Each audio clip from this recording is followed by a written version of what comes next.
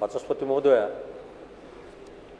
ଆଜି ଯେଉଁ ନିମ୍ନମାନର ଛତୁଆ ବାବଦରେ ଆଲୋଚନା କରାଯାଉଛି, ମୁଁ ଏ ବାବଦରେ ସମ୍ପୂର୍ଣ୍ଣ ଏକମତ ଅଛି। ଆମେ ଯାହା ଉପରେ ଦାୟିତ୍ୱ ଦେଉଛନ୍ତି, ମାନ୍ୟବର ମନ୍ତ୍ରୀଙ୍କୁ ଅନୁରୋଧ କରୁଛି ତାର ଯାଞ୍ଚ ପ୍ରକ୍ରିୟାଟା ଠିକ୍ ହେଉଛି କି ନାହିଁ ସେ ତଦାରଖ କରନ୍ତୁ। ଯେଉଁଟା ସନାତନ ଭାଇ କହୁଥିଲେ ତାଙ୍କ କଥାରେ ଏକମତ। ସେମାନେ ଗୋଟେ ଏଜେନ୍ସି ନେଇଯାଇଛନ୍ତି, ଏସ୍ଏଚ୍ଜି ଗ୍ରୁପ୍ ମାନଙ୍କୁ କେବଳ ମୋହରା ବନାଉଛନ୍ତି। ତାଙ୍କରି ମୋହରା ତାଙ୍କରି ମାଧ୍ୟମରେ ତାଙ୍କ ଭିତରେ ସିଏ ଯେଉଁ କାର୍ଯ୍ୟକ୍ରମ ଚଲେଇଛନ୍ତି ଏକଦମ ନିନ୍ଦନୀୟ କଥା।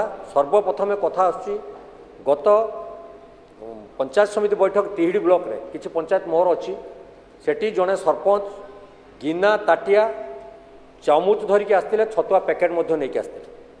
ଆମ ପାଇଁ କେତେ ଲଜ୍ଜାକର କଥା, ସେଇଟା ଗଣମାଧ୍ୟମରେ ପ୍ରକାଶ ପାଇଲା ଯେ ସବୁଠାରୁ ନିମ୍ନମାନର ଛତୁଆ ଏବଂ ତାର ପରିମାଣ ମଧ୍ୟ କମ୍।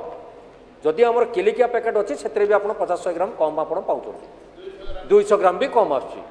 ଆଉ ସେ ଛତୁଆକୁ ଖାଇବା ପାଇଁ ସେ ଆମକୁ ବାଧ୍ୟ କରିଥିଲେ। ଆମେ ତାକୁ ତ ଖାଇପାରିଲୁ ନାହିଁ ସମୟ ଅଭାବରୁ, କିନ୍ତୁ ଏଇଟା ଗୋଟେ ଯେହେତୁ ଆମ ପିଲାମାନଙ୍କର ପୁଷ୍ଟିକର କଥା ଉଠୁଛି, ତାଙ୍କୁ ଆମେ ସମାଜରେ ଯେତେବେଳେ ପ୍ରତିଷ୍ଠିତ କରିବା ପାଇଁ ଯାଉଛନ୍ତି, ଯେଉଁଟା ସିଦ୍ଧାନ୍ତ ଭାଇ କହୁଥିଲେ ଘରୋଇ ଛତୁଆର ଯଦି ମାନ ଠିକ୍ ଅଛି ତ ସେଠି କାହିଁକି ଗୁଣାତ୍ମକ ମାନ ହ୍ରାସ ପାଉଛି। ଆଜି ସମସ୍ତେ ସରକାରୀ ଅଫିସର ମହୋଦୟ ମଧ୍ୟ ପ୍ରଶ୍ନ କରନ୍ତୁ, ଟିକେ ଦୟାକରି ୟାର ଯାଞ୍ଚ ମାନ କରିବେ ଏବଂ ଯେଉଁମାନେ ଦୀର୍ଘ ଦିନ ଧରି ଏ କଥାକୁ କବ୍ଜା କରି ରଖିଛନ୍ତି ତାଙ୍କ ପାଇଁ କ'ଣ ପଦକ୍ଷେପ ନିଆଯିବ ମାନନୀୟ ମନ୍ତ୍ରୀ ମହୋଦୟ ଉତ୍ତର ରଖିବେ। ମାନ୍ୟବର ମନ୍ତ୍ରୀ। ବାଚସ୍ପତି ମହୋଦୟ, ବିଧାୟକ ମହୋଦୟ ଯେଉଁ ଆବେଗର କଥା ଉଠାଇଛନ୍ତି, ବିଭାଗ ତାକୁ ବିଚାରକୁ ନେବ ଏବଂ ଛତୁଆ ପ୍ରତି ମାସର 23 ତାରିଖରେ ମିଶ୍ରଣ ତାରିଖ ଅଛି। ଯଦି ନିର୍ଦ୍ଦିଷ୍ଟ ଭାବେ କୌଣସି ବିଧାୟକ ବା ସଭ୍ୟ ଏବଂ ସଭ୍ୟମାନଙ୍କର